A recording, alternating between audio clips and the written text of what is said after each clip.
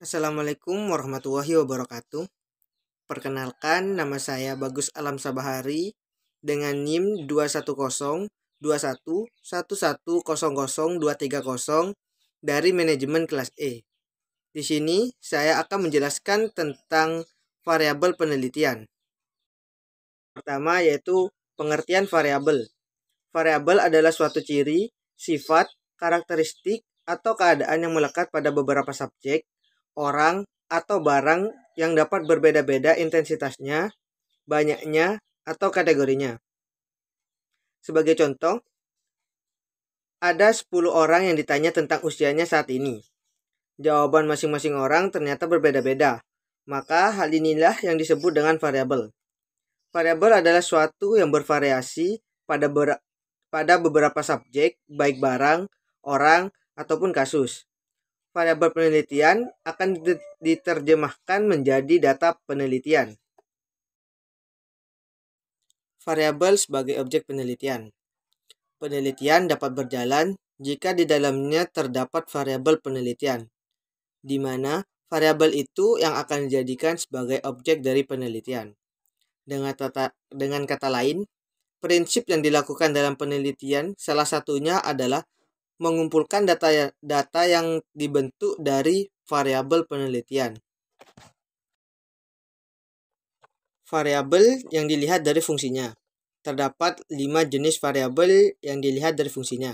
Yang pertama yaitu ada variabel independen atau variabel bebas.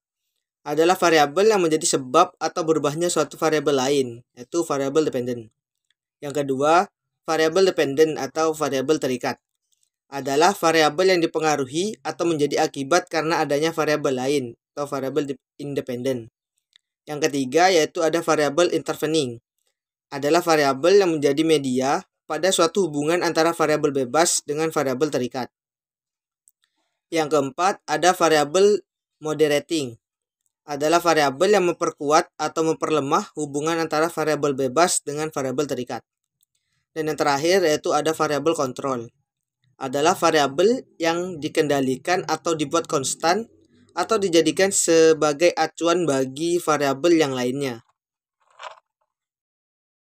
Variabel dilihat dari skala nilainya. Yang pertama yaitu ada variabel kategoris atau variabel kualitatif, yaitu variabel yang memiliki nilai berdasarkan kategori tertentu atau skala nominal. Contohnya yaitu sikap, baik, dan buruk. Yang kedua yaitu ada variabel dimensi atau variabel kuantitatif. Ialah variabel yang memiliki kumpulan nilai yang teratur dalam kisaran tertentu. Misalkan tinggi, sedang, 1 sampai dengan 7 dan lain seterusnya. Yang ketiga ada variabel diskret, merupakan hasil perhitungan. Secara literal berarti tidak mempunyai pecahan atau utuh. Maksudnya, dalam variabel kuantitatif diskret, tiap nilai variabel dipisahkan oleh satu kesatuan tertentu. Contohnya, 1, 2, 6. Sehingga data yang diperoleh dari variabel ini adalah data nominal. Selanjutnya yaitu ada variabel continue. Adalah variabel yang bersambungan. Artinya di antara dua unit ukuran masih terdapat unit-unit ukuran lain yang secara teoretik tidak terhingga banyaknya. Contohnya 1,51, 1,52, dan seterusnya.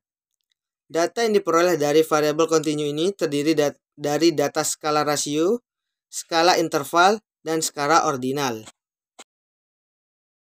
Definisi operasional variabel. Variabel harus didefinisikan secara operasional agar lebih mudah dicari hubungannya antara satu variabel dengan lainnya dan pengukurannya. Tanpa operasionalisasi variabel, peneliti akan mengalami kesulitan dalam menentukan pengukuran hubungan antara variabel yang masih bersifat konseptual.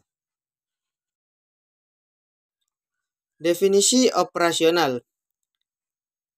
Definisi operasional ialah suatu definisi yang didasarkan pada karakteristik yang dapat diobservasi dari apa yang sedang didefinisikan atau mengubah konsep-konsep yang berupa konstruk dengan kata-kata yang menggambarkan perilaku, atau gejala yang dapat diamati dan yang dapat diuji dan ditentukan kebenarannya oleh orang lain.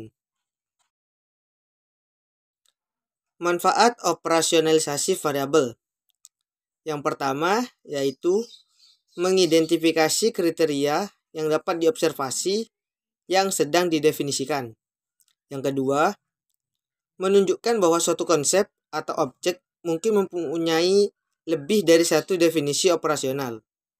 Yang ketiga yaitu mengetahui bahwa definisi operasional bersifat unik dalam situasi di mana definisi tersebut harus digunakan. Dan yang terakhir yaitu cara menyusun definisi operasional. Yang pertama, definisi operasional tipe A dapat disusun berdasarkan pada operasi yang harus dilakukan, sehingga menyebabkan gejala atau keadaan yang didefinisikan menjadi nyata atau dapat terjadi. Yang kedua yaitu definisi operasional tipe B. Dapat disusun didasarkan pada bagaimana objek tertentu yang didefinisikan dapat dioperasionalisasikan, yaitu berupa apa yang dilakukan atau apa yang menyusun karakteristik dinamisnya. Dan yang terakhir yaitu definisi operasional tipe C. Dapat disusun didasarkan pada penampakan seperti apa objek atau gejala yang didefinisikan tersebut, yaitu apa yang menyusun karakteristik statisnya. Mungkin cukup sekian materi variabel penelitian yang dapat saya sampaikan. Bila ada kesalahan saya mohon maaf. Wassalamualaikum warahmatullahi wabarakatuh.